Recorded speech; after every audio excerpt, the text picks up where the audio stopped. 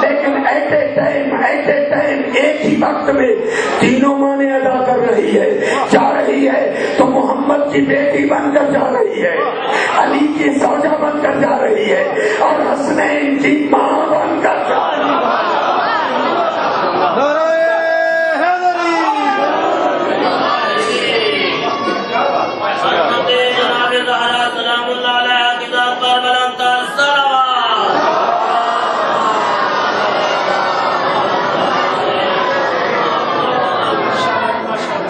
ہاں میرا دوست، میری تقریر سے مل گئی، جتنی تفسیریں لکھی گئی یہی ہے جو میں نے پڑھی۔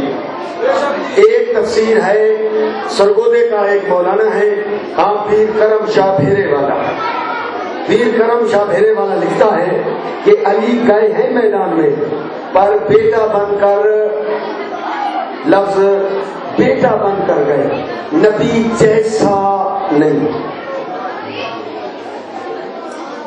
تفسیر کا نام ہے ضیاء القرآن، جا کر خرید اور پڑھو۔ کہتا ہے علی گئے ہیں میدان میں پر نبی جیسا بن کر نہیں۔ بڑا سیانا ہے کہ اگر علی کو نبی جیسا مانے باقی کٹ جائیں گے۔ ہاں لہٰذا وہ کہتا ہے علی بیٹا بن کر گیا۔ اس سے پوچھا بیٹا کیسے؟ کہا علی تھے داماد، علی تھے داماد۔ شرفاء کے نزدیک داماد بیٹا ہوتا ہے، شرفاء کے نزدیک داماد بیٹا ہوتا ہے۔ علی بیٹا بن کر گئے، علی داماد کی حیثیت سے بیٹا، آخر والے علی داماد کی حیثیت سے بیٹا بن کر گئے۔ میں کہتا ہوں پیر کرم شاہ بھیرے والا تیری بڑی مہربانی، تو نے یہ جملہ لکھ کر ہمارا 1400 سال کا اختلافی مسئلہ حل کر دیا۔ اگر علی داماد کی حیثیت سے بیٹا بن کر گئے، اگر علی کے علاوہ کوئی اور داماد رسول تھا تو وہ بیٹا بن کر کیوں نہ آیا؟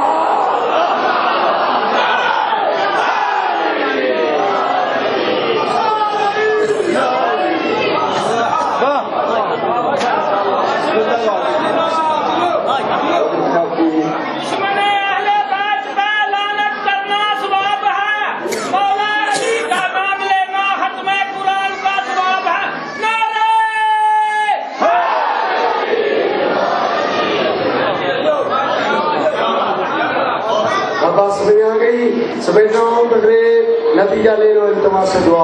اور وہ جملہ یہ ہے، میں نے آیت پڑھی تھی یاد ہے، کونوا مع الصادقین، ہو جاؤ سچوں کے ساتھ۔ نبی نے سچے بتائے یا دکھائے؟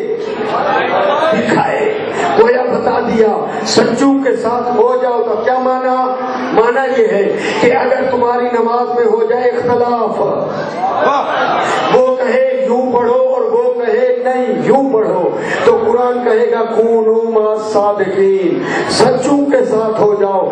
دیکھ جس طرح سچوں نے پڑھی تو بھی ایسے پڑھ۔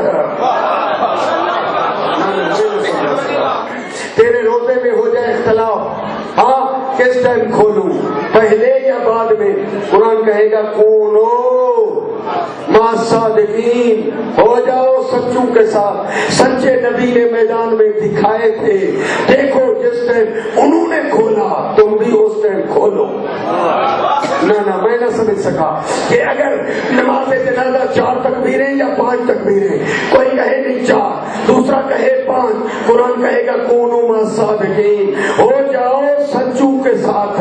سچوں کو دیکھو کہ اگر انہوں نے 4 پڑھی ہے تو تم بھی 4 پڑھو، اگر 5 پڑھی ہے تو تم بھی 5 پڑھو۔ اور میرے دوستو ہو جاؤ سچوں کے ساتھ۔ میدان کربلا میں ان سچوں میں سے ایک سچا حسین،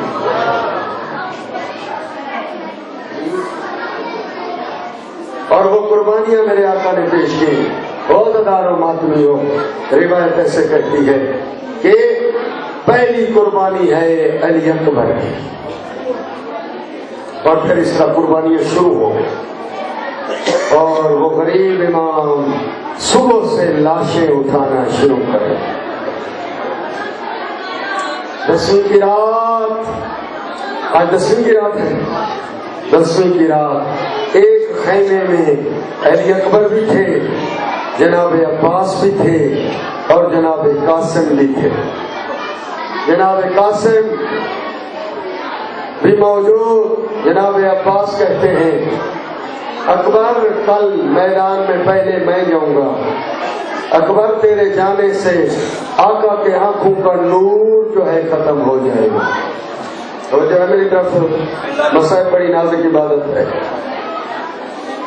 پہلے میں جاؤں گا. اکبر دیکھ کر کہتے ہیں چچا نہ پہلے آپ نہ جائیں, آپ ہیں میرے بابے کی کمر کا زور, اگر آپ گئے تو میرے بابا کی کمر ٹوٹ جائے. جناب قاسم رو کر کہتے ہیں ہاں چچا عباس آپ بھی نہ جائیں, آپ کے جانے سے آقا کی کمر ٹوٹ جائے گی.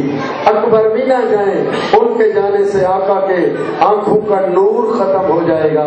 میں تو یتیم ہوں, میرے جانے سے نہ کمر ٹوٹے گی نہ آنکھوں کا نور ختم ہوگا. امام حسین نے سن لیا, پڑھ کر قاسم کو ایسے گلے لگایا, دیکھ کر فرمایا قاسم تو میرے بھائی کی نشانی ہے. اور ہزاروں ماتمیوں کو سمینے والے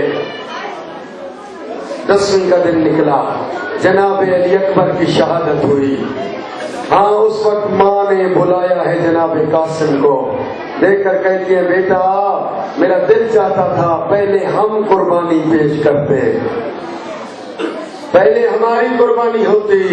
اس وقت جناب قاسم رو کر کہتے ہیں اماں جان کئی دفعہ چچا کے پاس گیا ہوں پر چچا اجازت نہیں دیتے. بی بی دیکھ کر فرماتی ہے تیرے بازو میں ایک تحریر تیرے بابا نے باندھی تھی اور کہا تھا قاسم جب مشکل بنے تو یہ تحریر کھول لینا. بیٹا تیرا سن چھوٹا تھا, تیرے بابا کو زہر مل گئی تھی, تجھے میں نے اٹھا کے تیرے بابے کے سینے پہ سلایا تھا, تیرے بابا نے وہ تحریر تیرے بازو میں باندھی تھی, کہا مشکل بنے تو قاسم کو کہنا یہ تحریر کھول کر ہاں پڑھے یا پڑھوائے تو مسئلہ حل ہو جائے گا. بیٹا اس دن سے بڑھ کر اور کون سا دن مشکل ہوگا. اس کو جناب قاسم نے تحریر کھولی تو اس کے پہلے سرے پہ یہ تھا کہ یہ تحریر میرے بھائی حسین کو دی جائے. ہزاروں جناب قاسم نے وہ تحریر آ کر اپنے چچا آقا حسین کی خدمت میں پیش کی. میرے آقا حسین نے جیسے امام حسن کی تحریر پڑھی زاروں قطار رونے لگ گئے. پہلے تو تحریر کو چوما, پھر تحریر کو آنکھوں پہ رکھا.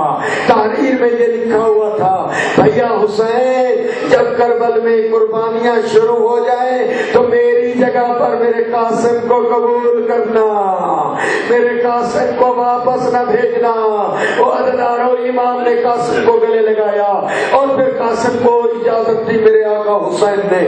عددارو جنگی لباس جو ہے سے میں تنگ کرایا اور پھر اب اس وقت میرے آقا نے اے جناب قاسم کے سر پہ دستار باندھی. بعض کہتے ہیں کہ گلابی دستار باندھی. جناب قاسم کی شادی تو میں تاریخ میں نہ پڑھ سکا, تاریخ میں مجھے نہ ملی, لیکن میں اتنا کہنا چاہتا ہوں کہ یہ ماں کی حسرت تھی کاش میں قاسم کو دلہا بناتی, کاش قاسم کی ہم شادی کرتے.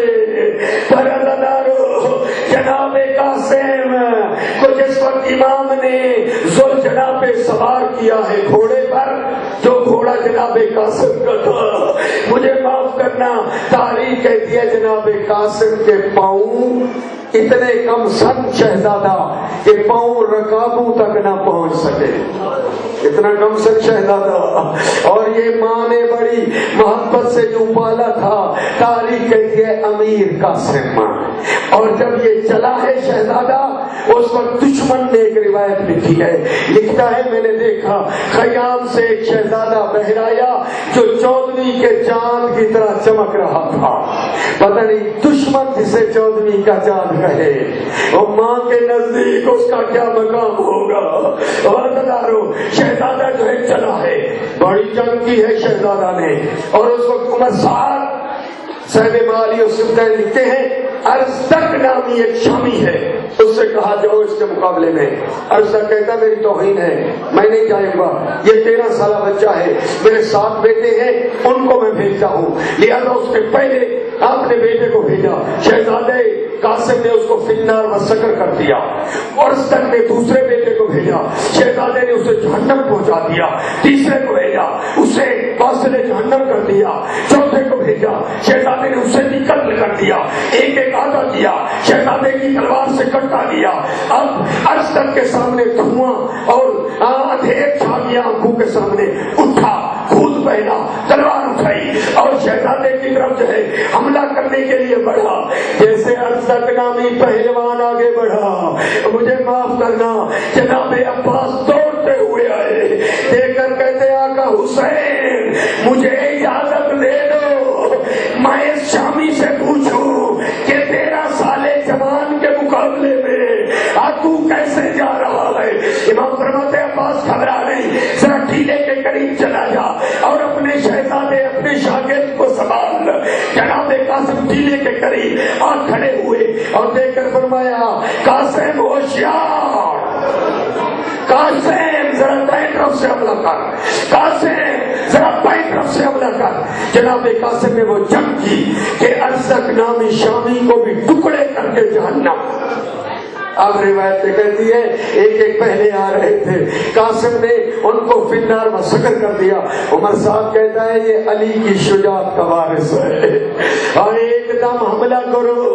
अज़ादारों मुझे माफ करना, उस वक्त कासिम पे जब चारों तरफ से हमला हुआ, कोई तीर मारता है, कोई नेजा मारता है। जब कासिम जख्मी हो गए तो अज़ादारों फिर तलवारों के बाहर हुए और जनाब कासिम न समझ सके, देखकर कहते चचा यतीम का सलाम, और यतीम का सलाम का लफ्ज सुना, शबीर ने कुर्सी छोड़ी और दौड़ते हुए दौड़ बैठे हैं। एक रिवायत ये है कि जनाब कासिम की लाश पामाल हो गई और दूसरी रिवायत ये है पामाल नहीं हुई। अगर पामाल वाली रिवायत को मान लिया जाए तो जनाब कासिम की लाश पर